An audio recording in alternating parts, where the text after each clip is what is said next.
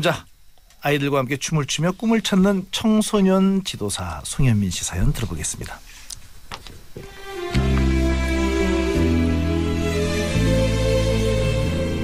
어느 한 초등학교의 수련회였습니다. 첫날 프로그램이 정신없이 진행됐죠. 어느덧 취침 시간이 되어서 학생들을 숙소로 안내하고 있었습니다.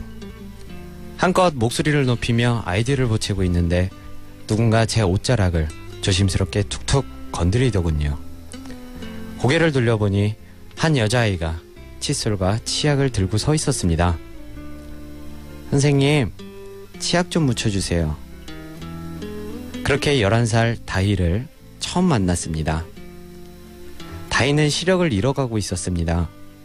안경이 없으면 손에 쥔 것조차 거의 보이지 않을 정도였죠. 1년이면 10,000명의 아이들을 만나는 이 일을 하는 동안 전 여태껏 누구에게도 특별히 잘해주거나 애정을 준 적이 없었습니다. 하지만 하루 한 시간이 소중할 이 아이에게만은 여기에서의 시간을 허투루 보내게 할 수 없다는 그런 생각이 들었습니다.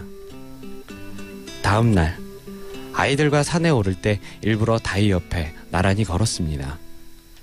애기 똥풀을 꺾어 손에 쥐어주고 철쭉을 따서 귀에 장식도 해줬습니다. 다희야, 이리 와봐. 이거 두더지가 파놓은 글이야. 두더지 본 적 있어? 두더지는 말이야 시력이 없어. 대신 어떤 동물보다 예민한 감각이 있대.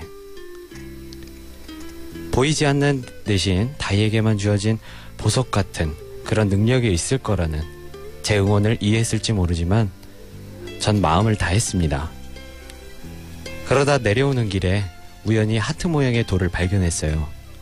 별것 아니었지만 돌을 주워 깨끗이 닦아서 그 아이의 주머니에 넣어주었습니다. 다희가 보고 싶다는 다람쥐를 찾아 뛰어다니다 다치기도 했습니다. 다 큰 어른이 넘어졌냐며 까르르 웃던 다희는 지금 생각해도 웃음이 날 정도로 예뻤습니다. 그렇게 아이와 3일간의 시간을 보내고 1년이 지난 어느 날이었습니다. 낯익은 소녀가 엄마의 손을 잡고 운동장에 있었습니다. 한눈에 그 아이 다희인 것을 알아보았습니다. 가까이에서 본 다희는 눈에 초점이 없더군요. 조심스럽게 다희야 하고 이름을 불렀습니다. 그러자 다희가 어? 하고 놀라더니 이내 눈물이 고이는 게 보였습니다. 그 아이가 저의 목소리를 기억하고 있었던 겁니다. 저는 이 아이를 가만히 안아주었습니다. 그러자 다희가 주머니에서 뭔가를 꺼내고 더듬더듬 제 손을 찾아 그 위에 올려주었는데요. 하트 모양의 돌이었습니다. 삐뚤삐뚤한 글씨로 한쪽엔 다희, 반대편엔 제 별명 비보이쌤이 쓰여있는 돌. 이 어리고 작은 아이가 머리가 아닌 가슴으로 저를 기억하고 있었습니다. 다희는 앞이 흐려지는 시간 동안 여기서 배운 노래와 율동, 그리고 저와 나누었던 대화를 떠올리며 그 두려움들을 버텼다고 했습니다. 제가 나눠준 이 작은 마음이 누군가에게 그토록 힘이 될 수 있다는 걸 처음 알게 됐죠. 그렇게 다희를 보내고 저는 완전히 달라졌어요. 아이들에게 엄하고 그리고 무섭게 다그치기만 했던 규율대장에서 따뜻한 사람이 되었거든요.